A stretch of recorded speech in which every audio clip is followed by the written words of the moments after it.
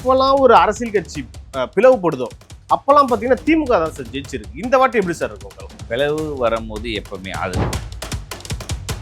DMK versus Congress இப்படி இருந்த காலத்தில் அந்த மேஜர் பார்ட்டியுடைய பிளவு இருக்கும் போது அது காங்கிரஸ் விசஸ் டிஎம்கே இருந்துச்சு. அதனால டிஎம்கே வின் ஆச்சு அவங்க உடையும் போது. ஏடிஎம்கே விசஸ் டிஎம்கே இருந்துச்சு. ஏடிஎம்கே உடையும் போது எம்ஜிஆருக்கு அப்புறம் டிஎம்கே வந்தது. அதே போல இந்த தேர்தலில் இந்த தடவை டிவிகேன்னு ஒன்று. அந்த டிவிக்கோட இம்பாக்ட் இன்னும் யாருக்கு என்னன்னு தெரியாது.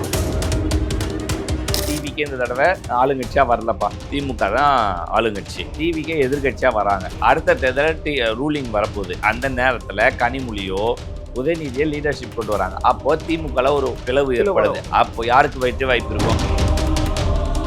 கடந்த 20 ஆண்டு காலமா கியூல நின்று ஒவ்வொரு இடம் ஏற்றி ஓட்டு போட்டுட்டே தான் இருக்கிறான்.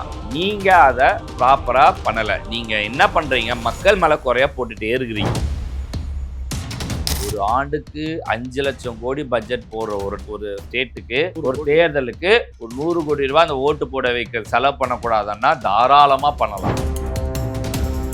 ரூட்டை பிரித்து கொடுத்தனா வசதியாகும். அதை நீங்கள் சரி பண்ணலாம். அட்லீஸ்ட் அடுத்த எம்பி தேர்தல் எம்எல்ஏ தேர்தலுக்குள்ளே சரி பண்ணாங்கன்னா இந்த ரூட் டைவர்சிஃபிகேஷன் வந்து ரொம்ப யூஸ்ஃபுல்லாக இருக்கும்.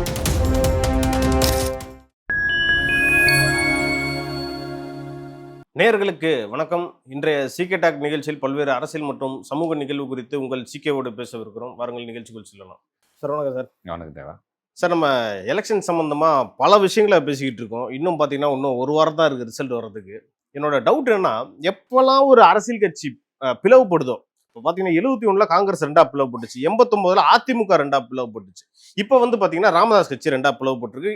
அதிமுக பல ஃபேக்ஷனாக இருக்கு. அப்பெல்லாம் பார்த்தீங்கன்னா திமுக தான் சார் ஜெயிச்சிருக்கு. இந்த வாட்டி எப்படி சார் இருக்கும்? நீ சொல்றது சரியான இதுதான். எப்பவுமே ஒரு எதிர்கட்சியா இருக்கிறோம் 2 கட்சி தான் மெயின், ஹீரோ வில்லன். இப்போ ஹீரோ வில்லன் ஒரு டைம் ஹீரோ ஆறாரு, அந்த ஹீரோ ஒரு டைம் ஆப்போசிட் ஆளு வில்லன் ஆறாரு. இவங்க 2 பேர் இருக்கும்போது அதில் ஒரு பவர்ஃபுல்லான கட்சி உடையும் போது ஒரு கட்சி வந்து ஆட்டோமேட்டிக்காக பவருக்கு ஹீரோ ஆயிடுறாரு பேர். அவங்க வந்து ரூலிங்க்கு வந்துடுறாங்க.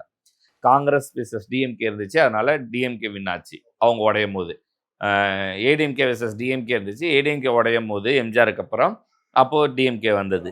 அதே மாதிரி போன 21 டிடிவி சசிகலா ஃபேக்டர்ஸ் வந்து இவருக்கு திருப்பி திமுகக்கு இருந்துச்சு. ஓகேவா? அதே போல் இந்த தேர்தலில் சசிகலா ஃபேக்டர் நம்ம ராமதாஸ் ஃபேக்டர் சொல்கிறோம். பட் நிறைய பேர் இது பெருசாக இம்பேக்ட் ஆகாதுன்னு சொல்கிறாங்க. நான் எதிர்பார்க்குற ஓரளவுக்காக அது இம்பேக்ட் கொடுக்கும்னு நான் நம்புகிறேன். ஸோ அந்த இம்பேக்ட் பார்க்குறது ஒன்று.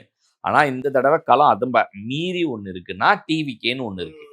அந்த டிவிக்கோட இம்பேக்ட் இன்னும் யாருக்கு என்னன்னு தெரியாது. ஓகே, நீங்க சொல்றதுன்னா அப்ப ஒரு கட்சி 2 உடையும் போது அது வந்து 2 வே ஃபேக்டரா மட்டும் தான் இருக்கணும். இப்ப 3rd ஃபேக்டரா விஜய் இருக்காரு. ஸோ அந்த ஃபேக்டர் நம்ம இன்னும் என்ன வெயிட்டேஜ் நம்ம பார்க்காத போது அதை சொல்லவே முடியாது. இப்போ இதே வந்து அடுத்த தேர்தல் சப்போஸ் டிவிக்கே இந்த தடவை ஆளுங்கட்சியா வரலப்பா, திமுக தான் ஆளுங்கட்சி, டிவிக்கே எதிர்கட்சியா வராங்க. அடுத்த தேர்தல் ரூலிங் வரப்போகுது. அந்த நேரத்தில் கனிமொழியோ உதயநிதியை லீடர்ஷிப் கொண்டு வராங்க. அப்போ திமுகல ஒரு பிளவு ஏற்படுது. அப்போ யாருக்கு வெற்றி வாய்ப்பு இருக்கும்? அவ்வளவுதான்.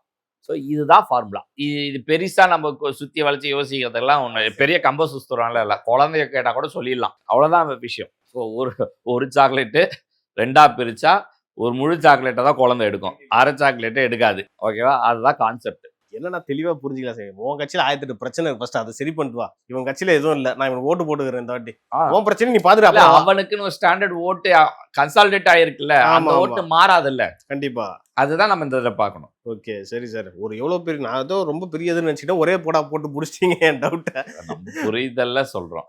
Okay sir. அதே மாதிரி இந்த எலெக்ஷன்ல தேர்தல் ஆணையத்தோட செயல்பாடு உண்மையிலே எப்படி சார் இருந்துச்சு? ஆனா எனக்கு ரொம்ப டிசப்பாயிண்டிங் இருந்துச்சு. எங்க பார்த்தாலும் பணம், இந்த கிஃப்ட் ஹேம்பர்லாம் நிறைய போச்சு சார். அதாவது போன 16லயாவது 2 தேர்தல்ல 2 தொகுதியை வந்து நிறுத்தினாங்க.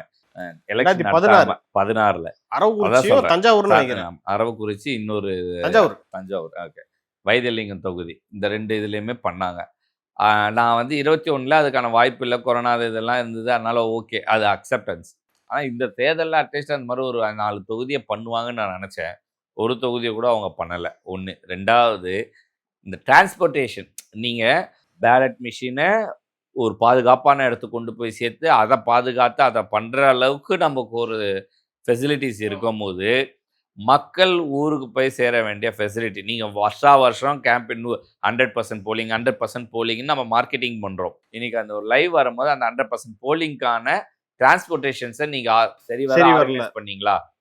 அரசாங்க கையிலேயே கொடுத்துடலாம். இப்போ அதுக்கான மீட்டிங் ஏதாவது போட்டு நீங்கள் என்ன வண்டி ரெடி பண்ணியிருக்கீங்கன்னு கேட்டிருக்கீங்களா? மற்றதுக்கெல்லாம் தேர்தலானே மீட்டிங் போட்டிருக்கோம். அரசாங்க ஊழியர் கூட மீட்டிங் போட்டு டிரான்ஸ்போர்ட் நீங்கள் என்ன ஆர்கனைஸ் பண்ணிருக்கீங்க, எல்லாரும் போகிறதுக்கு என்ன பண்ணியிருக்கீங்கன்னு ஒரு மீட்டிங் போட்ட ஏதாவது மினிட்ஸ் இருக்கா? இல்லை. அப்படி நடந்து இருந்தா இந்த இதை அவாய்ட் பண்ணியிருக்க முடியுமா? ஓகே, எலெக்ஷன் முடிஞ்சு இவ்வளோ நேரம் ஆகியும் இதை பற்றி எந்த ஒரு மீட்டிங்கும் பண்ணதாவும் எனக்கு தெரியல. எனக்கு ஒரே விஷயம் தான் தேவா இப்போ புரிஞ்சது. பல தேர்தலாக நம்ம ஓட்டு போகிறதில்ல மக்களை குத்தினே இருக்கிறாங்க. ஆனால் எல்லா தேர்தலும் மக்கள் ஓட்டு போட்டிருக்கான். இப்போ நீ போன தடவை தேர்தலில் எஸ்ஐஆர் பிரகாரம் நீ எடுத்துட்டு போட்டிருந்தனா உன்னோட போலிங் ஓட்டு வந்து வேற. ஓகே ஓகே ஓகே ஃபைன், புரியுதா? பர்சன்டேஜ் அப்பவே ஏறி இருக்கும். ஓகேவா? அப்போ மக்கள் வாக்களிக்க தான் செய்யறாங்க. எனக்கு தெரிஞ்சு கடந்த 20 ஆண்டு காலமா கியூல நின்று ஒவ்வொரு தடவை ஏற்றி ஓட்டு போட்டுட்டே தான் இருக்கிறான்.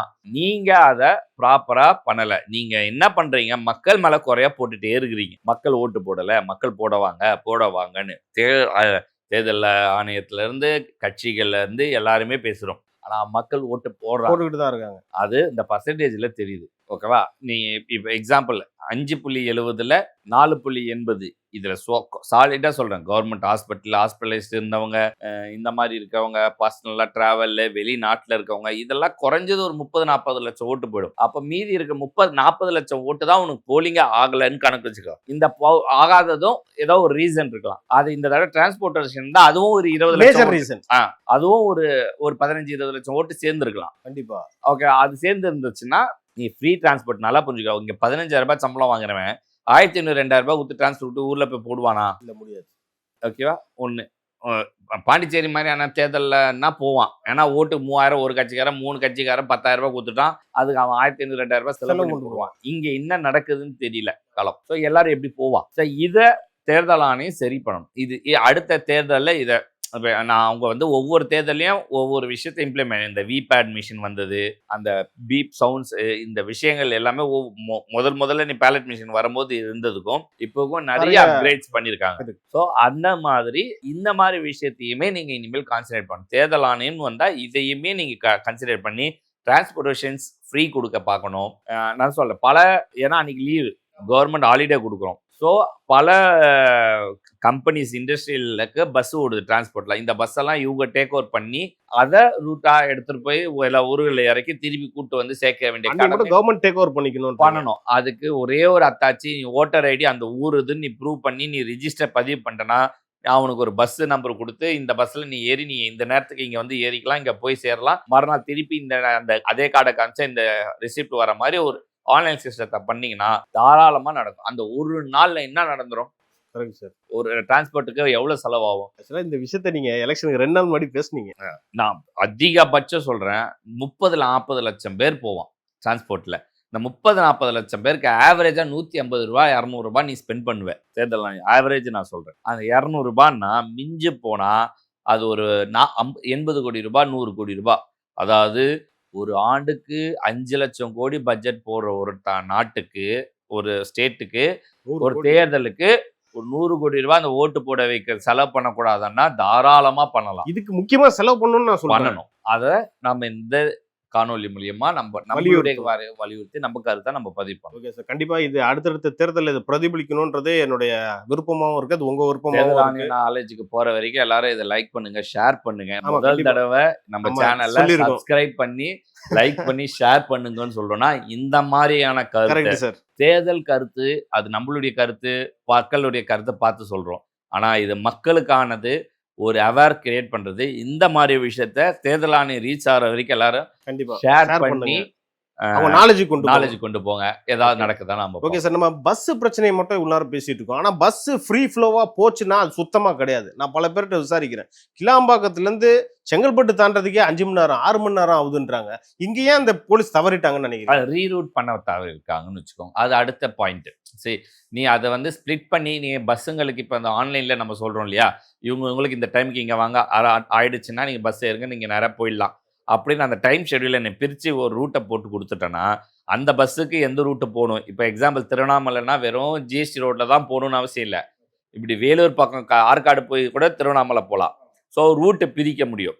ரூட்டை பிரித்து கொடுத்தனா வசதியாகும். அதை நீங்கள் சரி பண்ணலாம். சார் அந்த இடத்துல தான் சார் சிக்கலே. இப்போ கிளாம்பாக்கம் அவ்வளோ பெரிய பேருந்து நிலையம் எவ்வளோ பிரம்மாண்டமா கட்டப்பட்டுச்சு. நீங்க அதுதான் சிக்கலாவே போய் முடிஞ்சிருக்கு. ஏன்னா எல்லாமே ஒரே பாயிண்ட்ல இருந்து கிளம்புறது அங்க ரொம்ப டிராஃபிக் ஆனதுக்கு ஒரு காரணமா நான் பாக்குறேன். அதே தானே சென்னைக்குள்ள இருந்து நடந்தாலும். இப்போ நீ சென்னைக்குள்ள இருந்து நடந்தா சென்னையில இருந்து கிளாம்பாக்கம் போறதுக்கே உனக்கு 4 மணி நேரம் ஆயிரும். கண்டிப்பா இருக்கும். கண்டிப்பா. இப்போ நீ கேளம்பாக்கத்துல இருந்து செங்கல்பட்டு போறதுக்கு 4 மணி நேரம் ஆகுன்ற ஒரு பாயிண்ட் இருக்குல்ல, அப்போ அது 8 மணி நேரம் ஆயிடும் சென்னையில இருந்து. இது ஒரு விதத்துல நல்லதுதான். இதை நீ தவறா பாக்குறதுக்கோ இதுல சரி இது பண்றதுக்கோ ஒன்றும் கிடையாது. ஆனா இதை பிரிக்கணும். இப்போ ஈசிஆர் ரோடு ரெடி ஆயிட்டு இருக்குன்னு வச்சுக்கோ. நாளைக்கு வந்து கேளம்பாக்கத்துல இருந்து வண்டலூர் பின்னாடி ஒரு ரோடை போட்டு கேளம்பாக்கம் வண்டலூர் ரோடு வழிக்கா போய் ஈசிஆர்ல போய் இந்த இதுக்கெல்லாம் போடும் பண்ருட்டி, கும்பகோணம், நெய்வேலி, டெல்டாக்கு இந்த ரூட்டை திருப்பலாம். எல்லாரும் ஜிஎஸ்டி இதை வந்து அட்லீஸ்ட் அடுத்த எம்பி தேர்தல் எம்எல்ஏ தேர்தலுக்குள்ளே சரி பண்ணாங்கன்னா இந்த ரூட் டைவர்சிஃபிகேஷன் வந்து ரொம்ப யூஸ்ஃபுல்லா. பொங்கல் தீபாவளிக்கு இது பண்ணுவாங்க சார். எலெக்ஷனுக்கு இது பண்ணலன்னு தான் அதுதான் சொல்றேன். அதுக்கு தான் நீங்க ஒரு நிர்வாகம் போட்டு தேர்தல் ஆணைய ஒரு மீட்டிங் வச்சு அந்த டிரான்ஸ்போர்ட் ஹெட்டை வச்சு செக்ரட்டரியை வச்சு பேசி இதெல்லாம் பண்ணணுன்றத கொண்டு வந்தீங்கன்னா இது எல்லா ஸ்டேட்டுக்குமே இம்ப்ளிமெண்ட் பண்ணீங்கன்னா சூப்பரான இது நடக்கும். அதான் சொல்றேன். இப்போ ஒரு ஃபுல் டைம் கவர்மெண்ட் இருந்துச்சுன்னா இது ப்ராப்பரா பண்ணியிருப்பாங்க. இப்போ எலெக்ஷன் டேக் ஓவர் பண்ணாதனால தான் இந்த சிக்கல்லாம் நடந்திருக்கான்னு கேட்கறேன். ஸோ இதை வந்து அடுத்த வாட்டி கண்டிப்பா சரி பண்ணணும் சார். அது ஓகே சார். நம்ம அடுத்த தேர்தலையாச்சும் இது எல்லாமே சரியாகுதான்னு நம்ம பொறுத்திருந்து பார்ப்போம். நிறைய விஷயத்த சொல்லியிருக்கோம். மக்களும் ஷேர் பண்ணுவாங்கன்ற நம்பிக்கை எனக்கு இருக்கு. நேரத்துக்கும் கருத்துக்கும் நன்றி சார். நன்றி, வணக்கம்.